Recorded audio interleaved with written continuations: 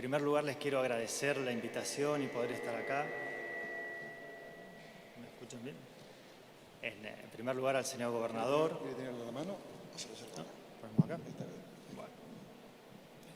Al señor gobernador, al vicegobernador y al presidente del Tribunal Superior de Justicia. Y también un saludo particular al decano de la Facultad de Derecho de la Universidad Nacional de Comahue, Andrés Porce León, en virtud de cursarme esta invitación como integrante de la Cátedra de Derecho Procesal de la FADEX. Uno siempre que le toca una conferencia dice la conferencia son 40, 30 minutos, una ponencia son 20, pero una idea se transmite en 5 minutos. Yo quiero adelantarles mi idea para esta reforma o cambio procesal y luego en el tiempo que me reste fundarla, ¿no? ¿Cuál es mi idea? Primero, esto no es solo una reforma, esto es un cambio mucho más trascendental. No es reforma porque tenemos que dejar de ver al proceso como un método de investigación, como un método para buscar la verdad real, o como un método para el bienestar social. El proceso es una garantía. El proceso es una garantía de los derechos de los individuos. Y ese es el cambio trascendental que tenemos que buscar en una nueva legislación. Ese es el cambio que tuvo el Código Procesal Penal al transformarse realmente en una garantía de todos los individuos y no en un método de investigación del derecho penal. Esa es la primera parte de mi idea. La segunda, este núcleo del proceso como garantía se encuentra frente a la realidad social y esta realidad social nos revela que hay distintos problemas en la sociedad, distintas cuestiones y eso desde el derecho se ha abordado denominándolo microsistemas. Dentro de un gran sistema jurídico hay microsistemas, ¿no? Ese es el Código Civil y Comercial regula un sistema, pero está compuesto por microsistemas, familia, consumidor, contratos. El proceso como garantía se encuentra en todos. Ahora, cada uno de estos microsistemas que requiere criterios especiales de justicia necesita la regulación de un procedimiento especial. ¿Sí? Siempre el núcleo del proceso, pero vemos que el proceso de familia, el procesos colectivos, los procesos de concursos y quiebras requieren regulaciones a partir de criterios especiales de justicia. Esa es mi idea. Espero convencerlos ahora, ¿no? Cuando hablamos de reformas, de cambios, pensamos en el avance del derecho procesal, pensamos en tener un código más moderno, en tenerlo más moderno. Y me viene a la memoria una conferencia de Juan Montero Aroca, que hace algunos años vino a Villa La Angostura también a hablar de este tema, un gran profesor español, y él decía, no nos confundamos porque tenemos que aclarar dos cosas. ¿Qué entendemos por avanzar en el proceso civil? ¿Y qué entendemos por moderno? Porque moderno es simplemente lo último en el tiempo. Tener un código moderno es tener el último que se hizo, el actual. ¿Significa que eso sea mejor? A veces lo asociamos con eso y pensamos, tengo el teléfono más moderno y seguramente es el mejor. Pero en otras cosas no. A ver, la música más moderna es la mejor y no sé, pueden discutir y tener muchas opiniones distintas. Entonces, lo moderno es lo último en el tiempo, pero no significa que sea lo mejor, no da la calidad de que algo sea mejor. Y ahora sí podemos hablar de avanzar. Para mí avanzar en el proceso civil es tutelar mejor los derechos de los individuos, es proteger mejor los derechos individuales de las personas. Eso es avanzar, no importa si es el más moderno o no. Cada vez que pensemos en avances, tenemos esto y esto otro que estamos haciendo, ¿protege más los derechos de la gente? Si es así, es un avance. Creo que este es un punto de partida para poder discutir cualquier cambio. ¿Queremos avanzar? Avanzar es proteger más los derechos.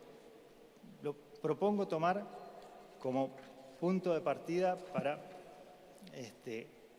cualquier discusión. El proceso civil y comercial, ¿no? El que venimos a hablar en esta reforma, generalmente referido a derecho privado, materia transigible, tiene sus orígenes en el siglo XIX, es el código que nos llega. Ahora, ¿cómo era ese siglo XIX? Una sociedad rural, fue un derecho realizado para los poseedores, para los que tenían propiedad y necesitaban proteger esa propiedad. Entonces era un proceso complejo, lento, generalmente escrito, dificultaba mucho que avance, y una vez que avanzaba había una cosa juzgada. Era un proceso del siglo XIX, con ideas y principios del siglo XIX de una sociedad liberal de esa época. Esto cambió en el siglo XX y está cambiando mucho más rápido actualmente, en este siglo XXI. Ya no tenemos la misma sociedad.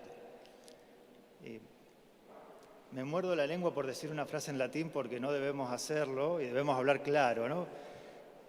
Pero yo tenía en la Facultad de Derecho un profesor de Derecho Romano que nos hablaba en latín y decía, era para que se despierten, chicos, era para que se despierten. Pero no lo voy a decir en latín, ¿no? Voy a decir, donde hay sociedad, hay derecho. Pero un aforismo, y como todo aforismo, es incompleto, porque debemos agregarle, conforme sea esa sociedad, va a ser ese derecho. ¿Cómo es la sociedad actual? Hoy tenemos una sociedad ya no rural, sino una sociedad urbana, una sociedad donde el proceso es un fenómeno de masas, por lo que todos encontramos esa frase de la alta litigiosidad actual. Hoy se litiga todo, se lleva a la justicia todo, pero por muchas razones, y no necesariamente eso es malo. La primera razón es que hay más derechos para proteger. Hay derechos que en el siglo XIX no había, y hoy están esos derechos, y cuando uno no puede realizar ese derecho, acude a la justicia para realizarlo. ¿Y cuál es el medio para acudir a la justicia? El proceso. A su vez, más gente puede acceder al proceso. Ya no es una herramienta de los poseedores, es una herramienta de toda la gente, el derecho procesal.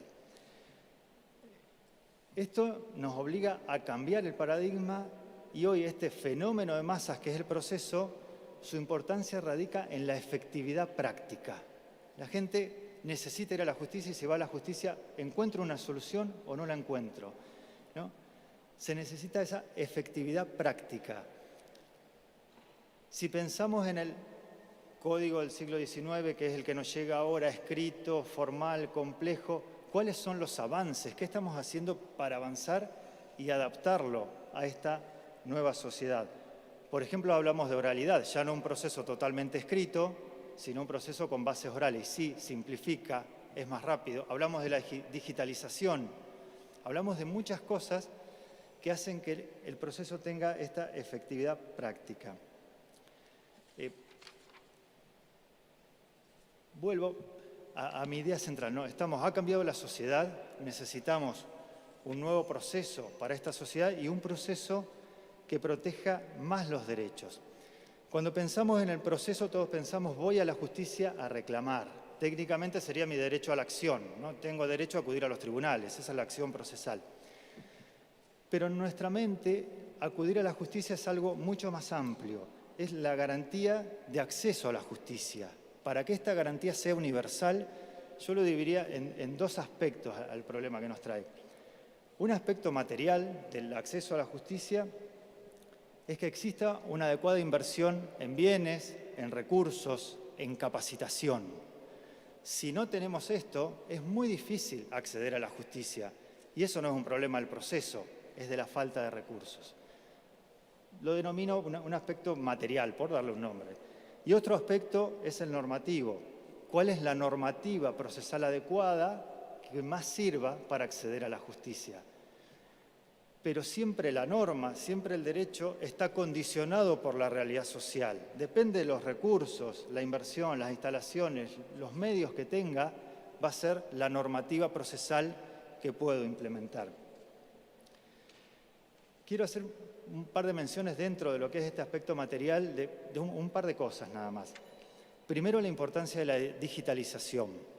Hace varios años, antes de la pandemia, hablábamos de esto y nos parecía extraño y teníamos un sistema informático y hoy la digitalización es el gran cambio, es lo que más va a acceder a la justicia. Hoy se puede desde el interior de la provincia litigar una causa que esté en Neuquén Capital.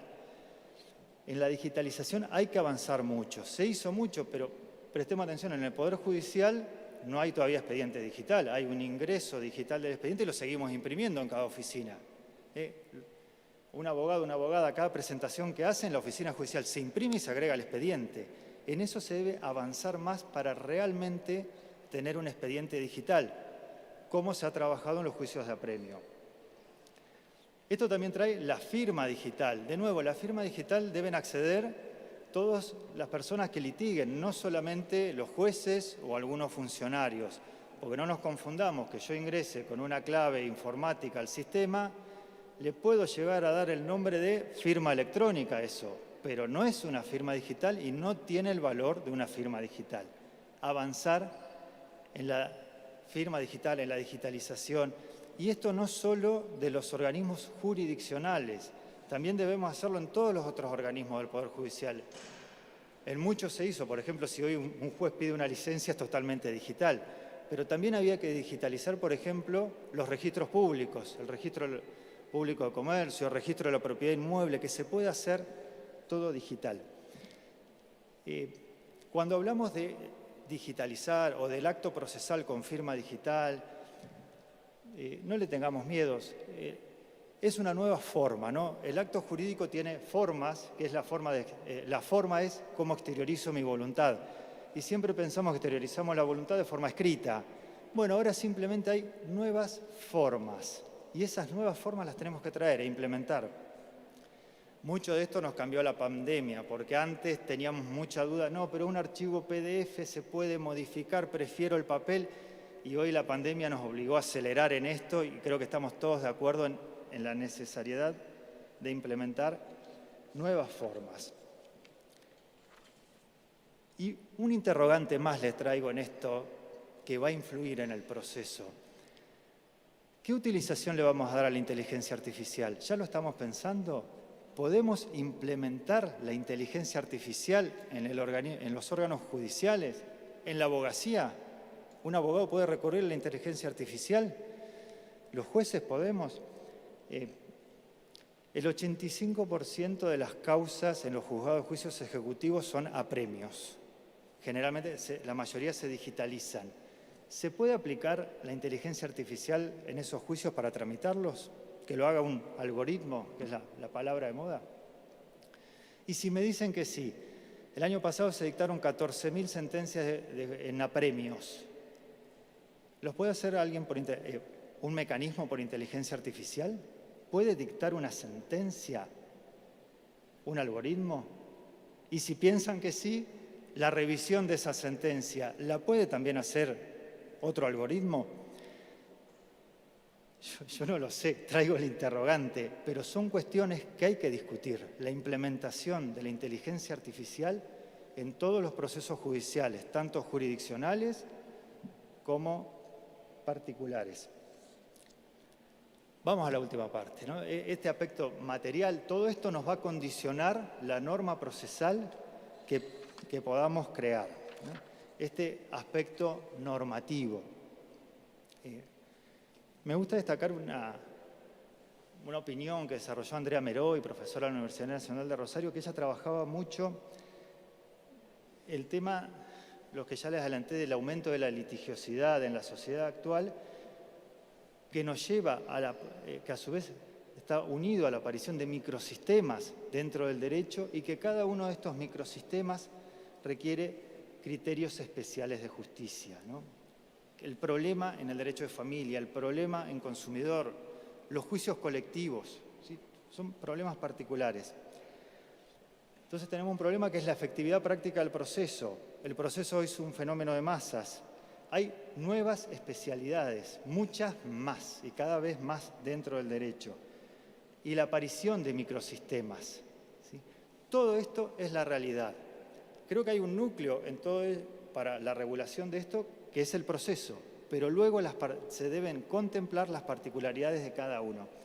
A modo de ejemplo, el Código Civil y Comercial en los artículos 706, 7, 8, 9 y 10 regula normas para el proceso de familia y establece que debe ser impulso de oficio, quiénes pueden ser testigos, que serían testigos excluidos en otros juicios, muchas normas particulares, ¿no? Que para regular proceso de familia. Ahora nos vamos al artículo 960 en contratos y dice, el juez no puede modificar el contrato. ¿Ven? Dentro de un sistema, el Código Civil y Comercial, tenemos distintos microsistemas que reclaman una regulación particular. ¿Por qué digo que el proceso es una garantía? Primero diferenciemos proceso de procedimiento, ¿sí? El procedimiento es un conjunto ordenado de actos de cual uno, el primero condiciona al segundo y el segundo es consecuencia del anterior.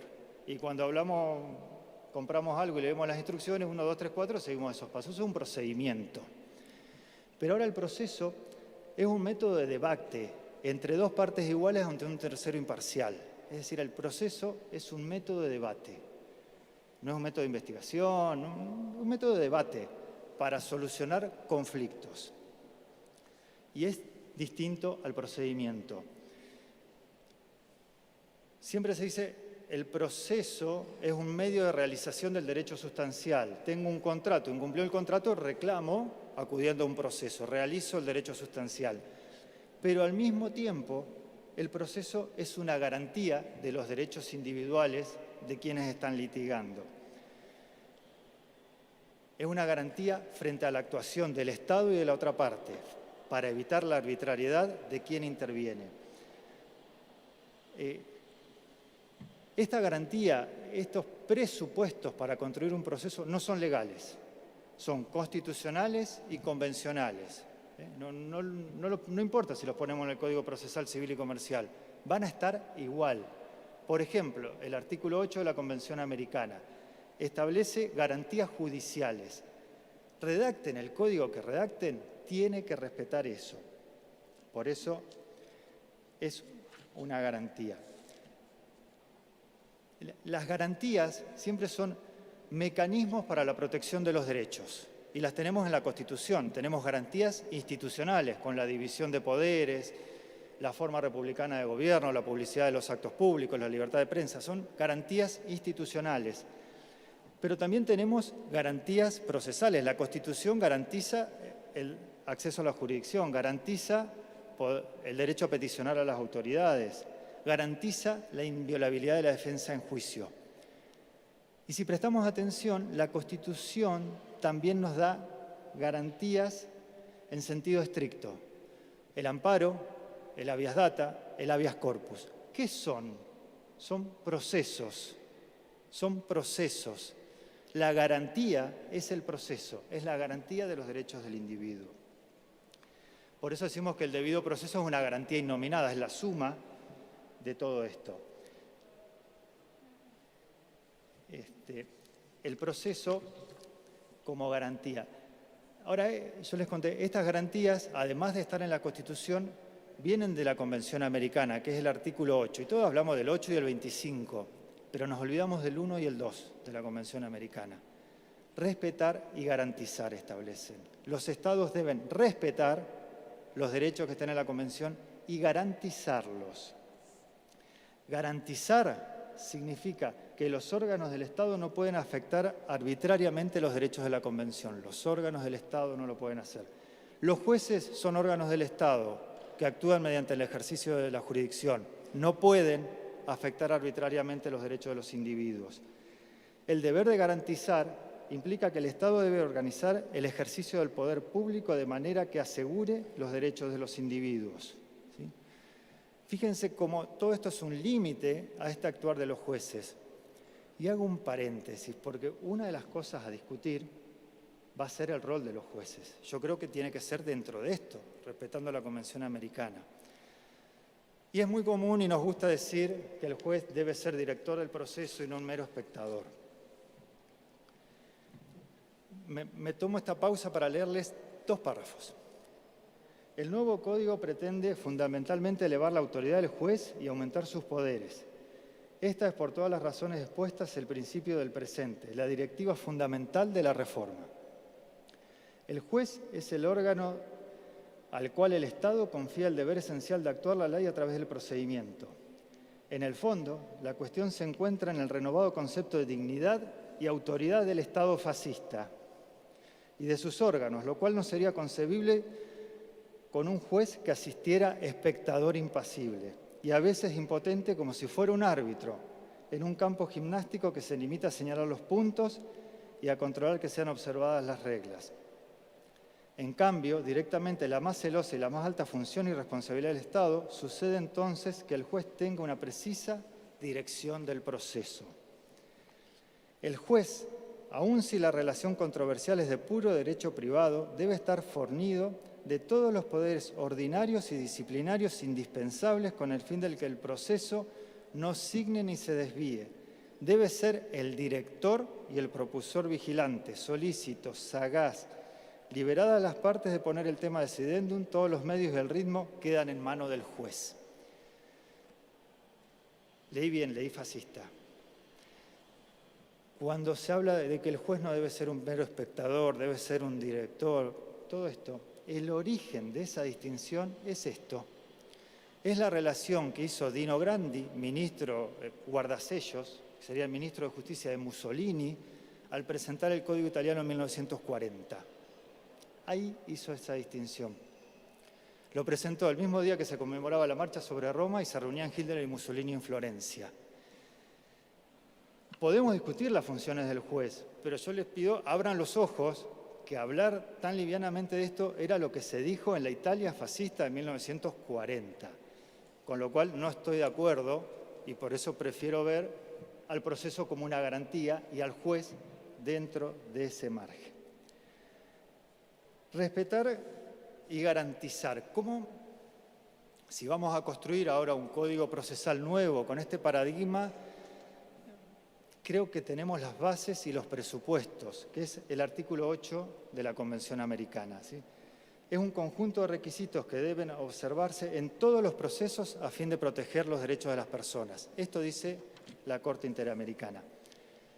El 8 regula garantías generales en el 1, garantías particulares en el 2. Del proceso penal entendemos que se aplican a todo tipo de procesos y como garantías mínimas.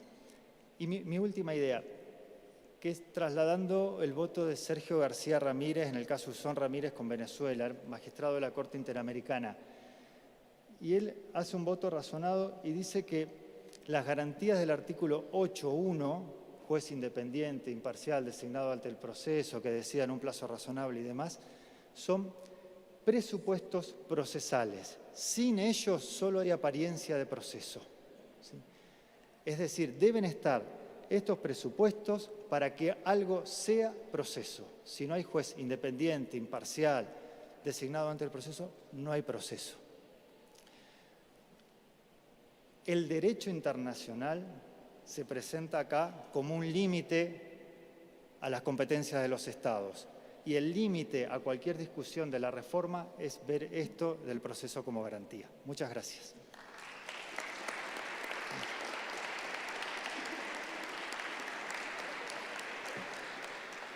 Agradecemos al doctor Jorge Pasquarelli por sus palabras y vamos a continuar este ciclo de debate abierto con la exposición de Marcelo Iñiguez. Él es doctor en Ciencias Jurídicas y Sociales por la Universidad de Mendoza y postdoctor en Derecho por la Universidad de Bolonia. Escribió 5 libros propios y otros de manera colectiva. También es profesor de grado y posgrado en universidades nacionales y extranjeras. Es el director de la carrera de Derecho y Ciencias Sociales de la Universidad Nacional del Comahue y es el presidente del Colegio de Abogados y Abogadas de la provincia de Neuquén. Lo escuchamos. Bueno, buenos días. Buenos días, señor gobernador, señor vicegobernador, señores miembros del Tribunal Superior, público en general. Para mí es un verdadero placer estar hoy acá. Quiero decir que más que lo que voy a exponer es a nombre propio que decir que es la posición por parte del colegio, por más que hoy tengo el orgullo de formar parte de una comisión que trabajamos día a día por colaborar por una justicia mejor y una defensa profesional mejor. Brevemente voy a decirles a qué me voy a referir. Primero voy a tocar el tema si esto es una reforma o un nuevo código. Segundo, voy a hablar del derecho comparado, que es lo que pretendo hoy introducir aquí, más que ponernos a hablar de escuelas procesales en la República Argentina.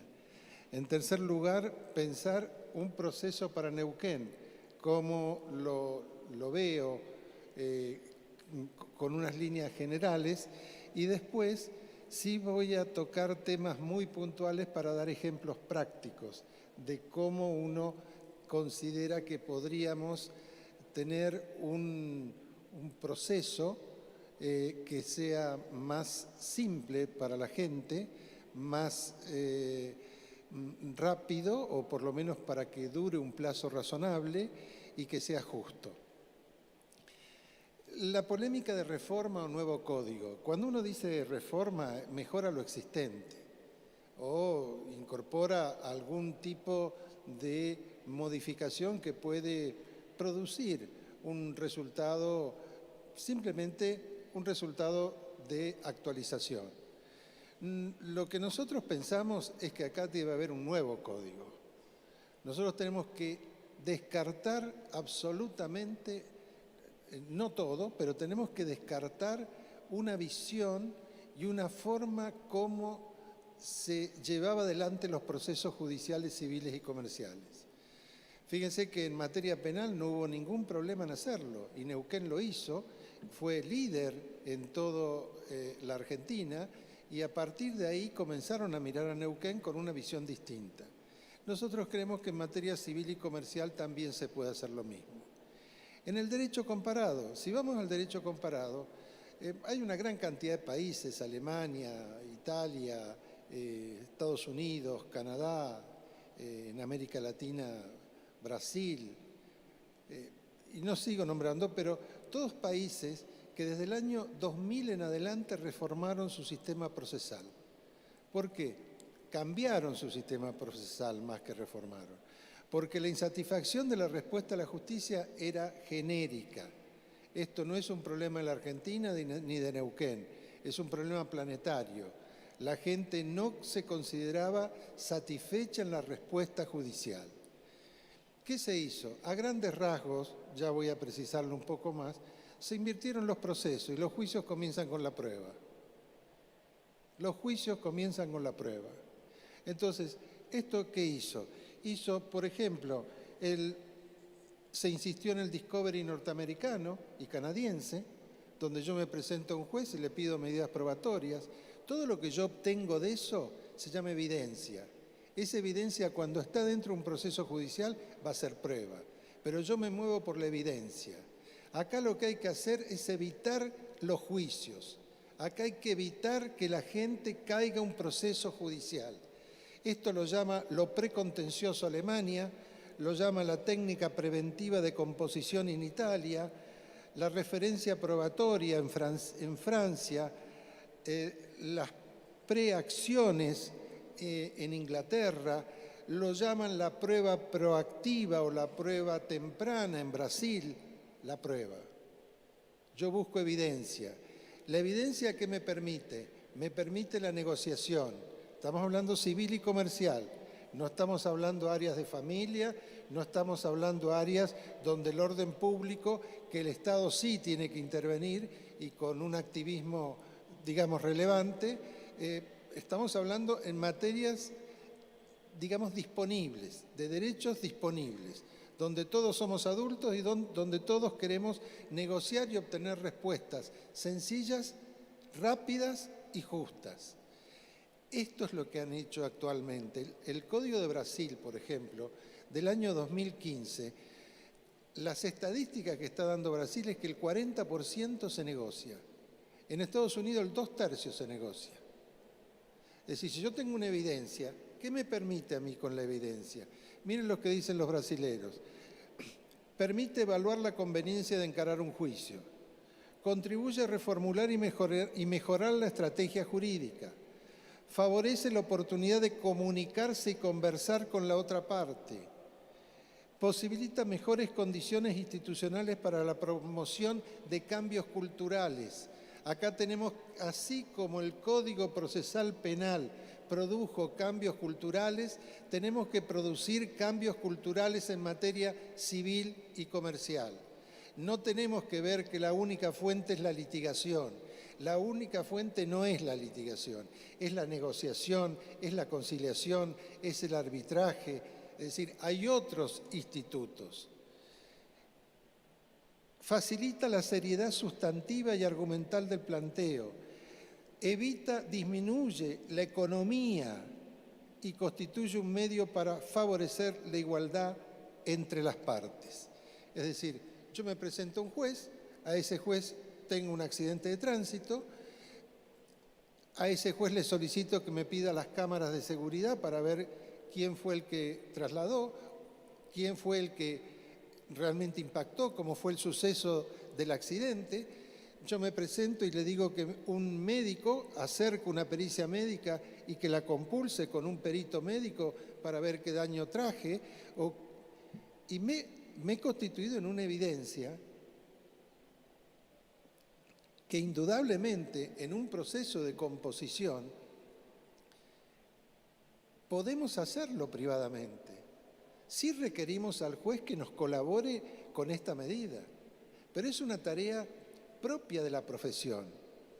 Acá en Neuquén hay 2.600 abogadas y abogados, 2.600, frente a 6 jueces civiles, que sin duda son insuficientes, pero ante 6 jueces civiles y toda la estructura que me quieran poner de lo fijo. Yo les puedo asegurar que no le van a ganar a la negociación de 2.600 profesionales que trabajen con esta cultura de evitar el juicio. No le pueden ganar jamás. ¿Y traemos qué? Traemos lo de Alemania, traemos lo de Brasil, traemos lo de Inglaterra, traemos lo de Canadá, traemos lo de Estados Unidos. Eso es lo que tenemos que mirar. El derecho comparado sirve a la ciencia del derecho para conocer nuevas instituciones y avanzar. El derecho comparado es un método comparativo que nos permite mejorar los sistemas de derechos. Y esto es indudable que se puede lograr. En materia penal, piensen ustedes, al fiscal se le da 60 días para que construya el caso, la teoría del caso. Ahí formula cargos. ¿Por qué no podemos tener algo similar en materia civil y comercial? Estoy convencido que esta es la salida, la vía, el camino, el horizonte que tenemos que mirar. Y como respaldo a esas posiciones, cito a todos estos derechos que he mencionado. Estos países, le advierto que países, miren, el campeón de la oralidad era Alemania. No lo pudo llevar adelante. ¿Saben por qué? Porque para que haya oralidad, ustedes necesitan 6 jueces cada 100.000 personas. Ese es un dato consolidado en el derecho comparado. Quiere decir, fui el sábado a la audiencia pública del transporte de la municipalidad. Ahí hay un informe de la Universidad del Comahue y de La Plata que Neuquén, solo la ciudad de Neuquén, tiene 335.000 residentes. 335.000. Si a eso le ampliamos Plotier, Centenario, toda el área que abarca esta circunscripción, tenemos que hablar como mínimo de 500.000 personas. Quiere decir que si acá se quisiera hacer un código en base a la oralidad, se necesitarían 6 por 5, 30 jueces de primera instancia. Señor gobernador, ¿qué hace usted cuando vienen los médicos? ¿Qué hace usted cuando viene salud? ¿Qué hace usted frente a la obra pública? Usted tiene un presupuesto. Usted abordar este enfoque de la oralidad es imposible. Alemania tendió a hacerlo y lo abandonó. Alemania y Austria eran los 2 países campeones de la oralidad y no pudieron llegar. Entonces, acá hay que traer aspectos modernos e integrar a la profesión. Obviamente, en todo habrá críticas. Yo podré criticar a un funcionario, un juez, pero institucionalmente Neuquén tiene una alta jerarquía y reconocimiento y merecimiento a nivel nacional. Neuquén es una provincia jerarquizada, una provincia excelentemente calificada. Por lo tanto, ¿por qué no vamos a creer que las mujeres y los hombres de Neuquén no vamos a llevar adelante un proceso en el cual tenga estas orientaciones que me brinda el derecho comparado? El proceso para Neuquén. Nosotros pensamos que hay que simplificar el procedimiento y es posible hacerlo, simplificarlo. Luego abordo algunas cuestiones. Pensar que el proceso es un método, obvio que es una garantía, como dice el doctor Pasquarelli, pero es un método. No tenemos que llevarlo a otro nivel más que para asegurar las garantías de los ciudadanos y asegurar los derechos de fondo, los derechos sustanciales, los derechos por los cuales nosotros ocurrimos a la justicia. No vamos a la justicia por un procedimiento, vamos por un derecho, porque no nos cumplen un contrato, porque hemos tenido un accidente de tránsito, porque no nos desalojan la vivienda, porque queremos hacer un juicio de usucapión o de prescripción. Vamos por esos derechos. No podemos quedar atrapados después en un procedimiento que no tenga una duración razonable. Es decir, tenemos que crear un método que le den vida a los principios constitucionales o constitucionalizar el proceso. Por ejemplo, las excepciones. ¿Qué han hecho estos países?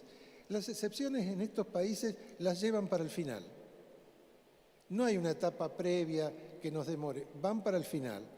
Se puede establecer como la prescripción, que es, digamos, no trabajar al ñudo. Decir, esa es la única excepción que voy a admitir. El resto, vamos al final. El juzgamiento de demandas repetitivas. Acá hay que crear jueces de demandas repetitivas. Vean ustedes los daños y perjuicios. Todos sabemos cómo se resuelven. Sabemos el derecho. El derecho permanentemente está presente en esos fallos. Aseguremos el principio de igualdad. El derecho va a estar. ¿Y qué cambian? Los hechos. Veamos los jueces repetitivos para los hechos. ¿Cómo cambian los hechos? En el Tribunal Superior hay que darle mayor facultades a las secretarías y los relatores. La cantidad de casos que le llegan exactamente igual a otros casos. En cualquier momento, las partes, el juez o los ministerios públicos pueden pedir una conciliación, una mediación al Tribunal General de Arbitraje del Colegio de Abogados, una institución que tenemos en marcha. Si quieren aplaudirlo con todo gusto, pueden hacerlo.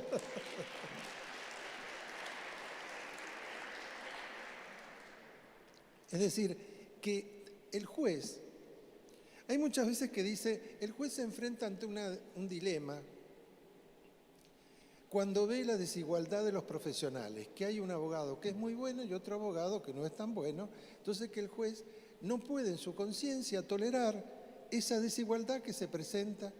Bueno, en esos casos que lo mande a conciliación, pero que el juez no venga a suplir ese tipo de cosas, porque eso se suple con capacitación, no con que ser el papá o el tutor de algo, porque eso sí estaría afectando la Convención Americana de Derechos Humanos. ¿Saben por qué? Porque piden que el juez sea competente, independiente e imparcial. La Corte Interamericana, yo acá anoté un montón de fallos donde dice que rige el principio de contradicción y que el juez no se meta. Tengo Iribarne contra Chile, hasta hay uno, Lapo Iñiguez contra Ecuador. Es decir, hay un montón de fallos acá donde precisamente cuando el juez se quiere meter para equilibrar que un abogado es mejor que el otro abogado, le dice no se tiene que meter. Pero acá tiene la posibilidad, mándelo a mediación, mándelo a conciliación. Entonces, es una tarea en la cual es posible que se utilicen estas herramientas, estas técnicas, estos medios alternativos para que la gente tenga una solución lo más rápida posible. Después, obviamente que la inteligencia artificial tiene que ingresar. Yo tengo acá los datos estadísticos de Neuquén, si ustedes me permiten, muy breve. Civil y comercial, en el año 2021, fueron en toda la provincia 6.091 casos que ingresaron. Y en Neuquén, 4.556 casos, más los casos que llevan. Es decir, el sistema está atorado. Si acá no se frena que esto no entre, con todo respeto, podrán poner todas las ofijus que quieran, pero no van a poder correr con esto. Acá hay que impedir que ingresen causas al sistema judicial. Yo diría con todo respeto, porque aparte los aprecio y son hasta, diría mis amigos, no se la crean. No se la crean por más ofijus que tengan. Frente a esta tamaña judicialización no van a dar respuesta. Y la gente, el sentimiento de insatisfacción les va a subsistir. Entonces hay que buscar otros modos alternativos. Fíjense, en ejecutivos, 35.000 únicamente en la ciudad de Neuquén. a premios ejecutivos, y en toda la provincia 41.000. En el año 2021, en toda la provincia ingresaron 64.290 casos. No hay manera, no hay manera. Entonces, la inteligencia artificial hay que incorporarla. El amigo del tribunal, hay que pensar en esa figura. Que venga el amigo del tribunal para cuando se tiene este miedo de que hay un abogado más despierto que el otro. Que se traiga el amigo del tribunal. Las comunidades aborígenes, hay que pensar en las comunidades aborígenes, ver las soluciones que ellos mismos pueden brindarse en materia civil y comercial. Inclusive, muchas veces que tienen contratos en los cuales son perjudicadas, contratos que no saben lo que firman y están creyendo que alquilan un campo y están vendiendo, bueno, no pueden vender un campo, pero que alquilan algo y en realidad lo están vendiendo, que verse perjudicadas. Ahí puede haber un sistema protectorio, sin considerarlos incapaces como era antes en Brasil. Son plenamente capaces, con toda su dignidad y con todo su respeto. Pero tenemos que prever, Neuquén es una provincia donde la multiculturalidad es respetada, practicada, y el gobierno siempre realiza actos en favor precisamente de este grupo étnico. No nos podemos olvidar en una reforma procesal. Tampoco tenemos que olvidarnos en el juicio por jurado. ¿Por qué no vamos a incorporar el juicio por jurado en ciertos temas de civil y comercial? Perfectamente lo podemos hacer. Es más costoso. En Estados Unidos, cuando se va a un juicio por jurado, tiemblan los que van a un juicio por jurado. No solamente de qué puede resolver, sino que el que pierde tiene que pagar los costos que representa ese jurado. Yo no digo pagar los costos, pero que vea de esta manera. Miren, hay un montón de técnicas que pueden hacer posible esta premisa que fija la Convención Americana de Derechos Humanos del plazo razonable. Neuquén no puede mantener 5 años de litigio, no lo puede hacer. Tiene que sentir que hay otros mecanismos que es innecesario.